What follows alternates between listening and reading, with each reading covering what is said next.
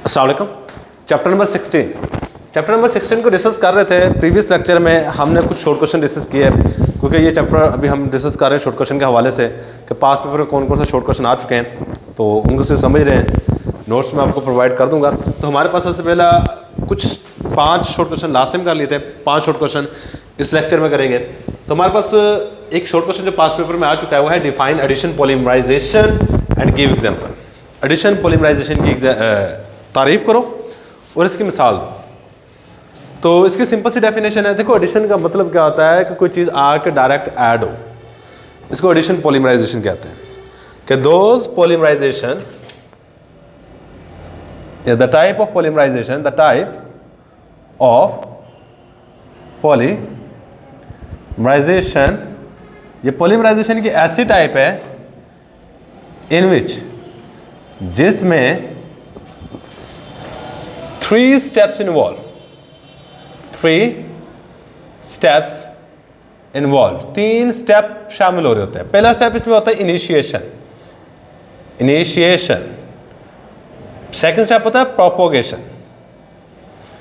Initiation का मतलब होता है शुरू करना, प्रोपोगेशन का मतलब होता है आगे बढ़ाना, और टर्मिनेशन कहते हैं, टर्मिनेशन कहते हैं खत्म करने को। अब क्या मतलब इनिशिएशन, प्रोपोगेशन, टर्मिनेशन, ज़रा गौर कीजिएगा। मेरे पास ना एक केमिकल रिएक्शन है, मैं यहाँ पे एग्जांपल दूंगी। स्टायरीन है, ये वाला जो हमारे पास कंपाउंड है स्टायरीन है, इसका फार्मूला कुछ इस तरह का है, C6H5। ये क्या हमारे पास है? स्टायरीन।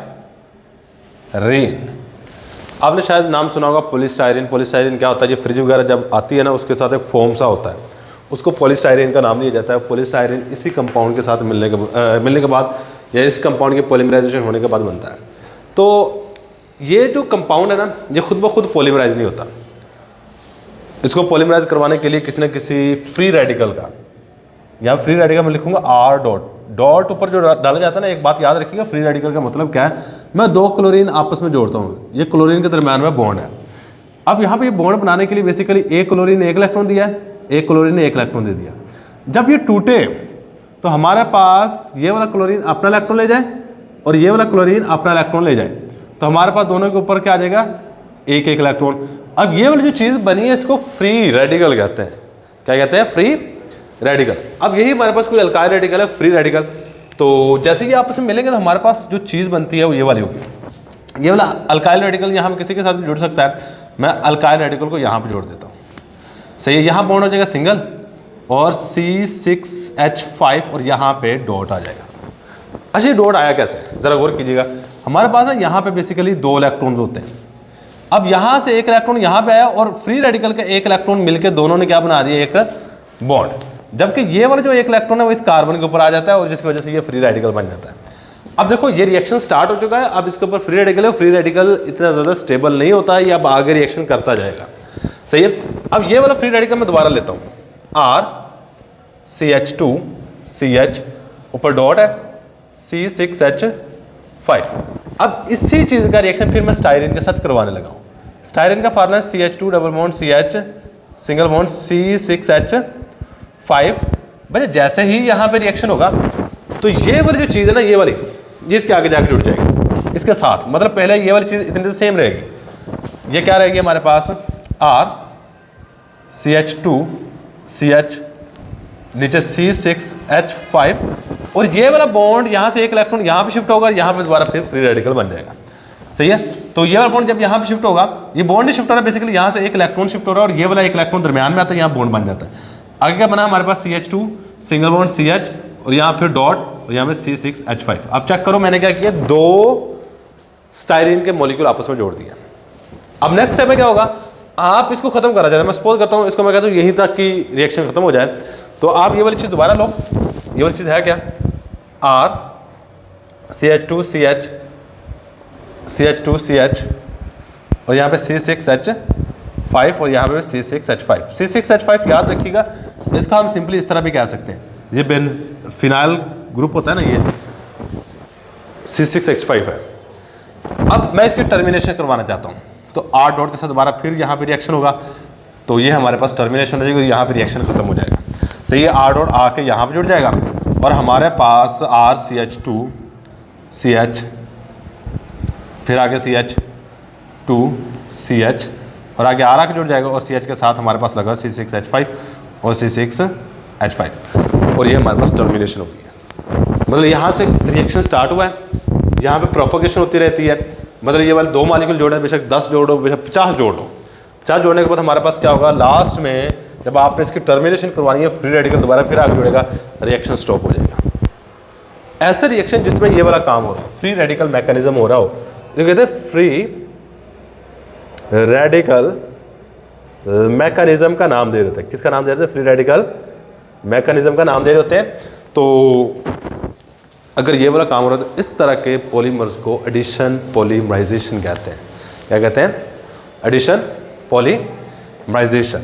अच्छा, इसके बाद हमारे पास नेक्स्ट जो शॉर्ट क्वेश्चन है वो है how polyvinyl chloride is prepared, give its uses.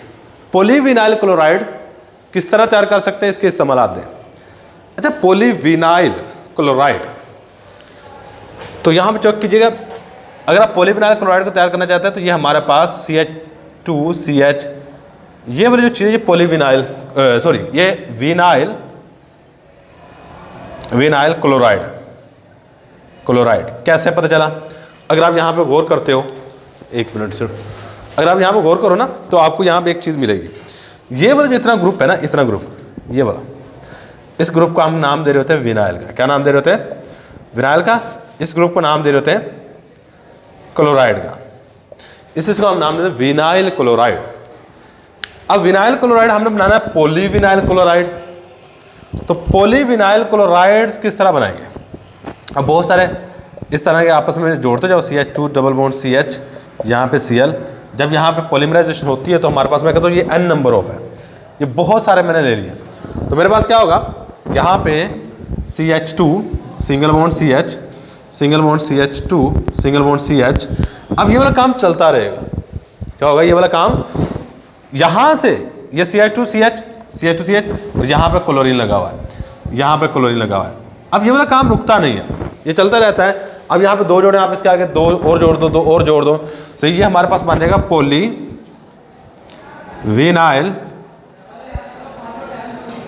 Chloride, सही है।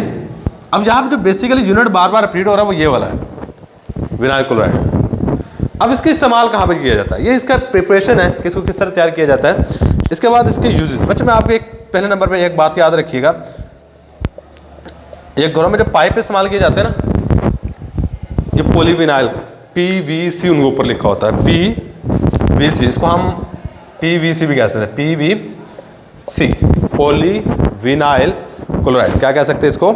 पॉलीविनाइल क्लोराइड का नाम दे रहे होते हैं। तो ये एक सिंपल सी बात याद रखिएगा। अब इसको इस्तेमाल कहाँ कहाँ पे कर रहे होते हैं?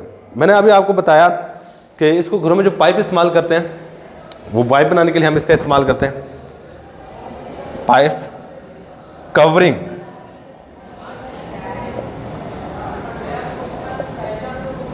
आप फर्श वगैरह कवर डालते हो, वहाँ पे इसका इस्तेमाल किया जाता है मुख्तलिफ फैक्ट्रीज के अंदर, यानी कि ऐसी कवरिंग हम करते हैं जहाँ पानी अंदर ना जाए, उस तरह की चीज़ करने के लिए हम इसका इस्तेमाल करते हैं। ग्रामोफोन रिकॉर्डर में इस्तेमाल किया जाता है, ग्रामोफोन रिकॉर्डर, मतलब जहाँ पे प्लास्टिक, वो चीज़ प्लास्टिक इस्तेमाल होता है ना, वहाँ पे इसका इस्तेमाल कर सकते हैं। ये आगे जिसके यूजेस। अब नेक्स्ट जो हमारे पास चीज़ आ रही है, यह है कंडेंसेशन पॉलीमराइजेशन। नेक्स्ट है हमारे पास कंडेंसेशन पॉलीमराइजेशन। अच्छा, मैं ना आपको इसका और इसका आंसर सेम लिखूंगा, इसकी डेफिनेशन करेंगे, इसकी, ये बेसिकली एग्जांपल है, इसकी बुक में भी दी हुई है और एग्जांपल, लेकिन हम इसको एक्सप्लेन कर लेंगे ये किस तरह हम इसकी एग्जांपल बना सकते हैं कंडेंसेशन पॉलीमराइजेशन की।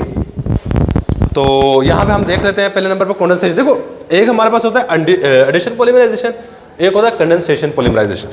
कंडेंसेशन वर्ड पे जाइएगा, हमने ये रिएक्शन पढ़ा हुआ है कहाँ पे? चैप्टर नंबर 12 में, एल्डोल कंडेंसेशन, कैनिज़ारो रिएक्शन।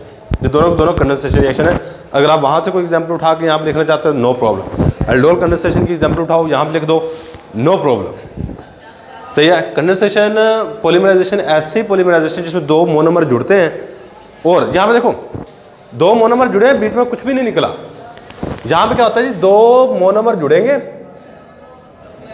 जब ये आपस में जुड़ के एक बड़ा मोनोमर बनाते हैं तो इसमें कुछ छोटा मोनोमर बीच में से निकल रहा होता है, ये छोटा मॉलिक्यूल बीच में से निकल रहा होता है। ये छोटा सा मॉलिक्यूल जो होता है ना, ये आपके पास हो सकता है वाटर, ये हो सकता है अमोनिया, ये HCl, कोई भी छोटा मॉलिक्यूल यहाँ से निकलेगा। कैसी पॉलीमराइजेशन, जिसमें मोनोमर मिले, पॉलीमर बने और साथ में छोटे मॉलिक्यूल एलिमिनेट हो, इस तरह की पॉलीमराइजेशन को कंडेंसेशन पॉलीमराइजेशन कहते हैं। क्या कहते हैं? कंडेंसेशन पॉलीमराइजेशन, इन विच, ऐसी पॉलीमराइजेशन जिसमें monomers are combined, monomers are combined, monomers आपस में मिलते हैं एंड फॉर्म पॉलीमर, और पॉलीमर्स बनाते हैं with the elimination of, with the elimination, elimination कहते हैं खारिज करने को, elimination of smaller molecules, smaller molecules. अब वो छोटे छोटे मॉलिक्यूल्स कौन कौन से हो सकते हैं? वो छोटे छोटे मॉलिक्यूल हो सकते हैं अमोनिया के और वाटर के। अब कैसे इसकी एग्जांपल, ये इसके एग्जांपल में आएगा। अगर आप ये वाली एग्जांपल, क्योंकि ये थोड़ी सी डिफिकल्ट है, अगर ये वाली एग्जांपल नहीं कर सकते तो आप एग्जांपल कर सकते हो एल्डोल कंडेंसेशन की। Aldol condensation is also a condensation reaction. Aldol condensation भी किसकी एग्जांपल है हमारे पास? कंडेंसेशन रिएक्शन की है। अब यहाँ पे चेक कीजिएगा इसकी एग्जांपल कैसे बनाते हैं। मैं इसलिए करवा रहा हूँ क्योंकि ये वाला अलग शॉर्ट क्वेश्चन आता है, ये वाला अलग आता है। हम इसकी एग्जांपल देंगे, उसी की एग्जांपल में वो चीज़ आ जाएगी। थोड़ा सा मुश्किल, लेकिन इतना ज़्यादा मुश्किल नहीं। ज़रा गौर कीजिए कैसे करना है। मुझे हमने चैप्टर नंबर 13 में एडिपिक एसिड पढ़ा। क्या पढ़ा? एडिपिक एसिड पढ़ा। एडिपिक एसिड का फार्मूला था C डबल बॉन्ड OH, दरमियान में आते थे CH2 कितने? 4, फिर C डबल बॉन्ड OH। ये फार्मूला एडिपिक एसिड का, किसका फार्मूला है? एडिपिक एसिड का फार्मूला है। अब आपने इसका रिएक्शन किसके साथ करवाना है? इस चीज के साथ, NH2 CH2, ये CH2 जहां पे दरम्यान लगेंगे 6, फिर साइड पे NH2।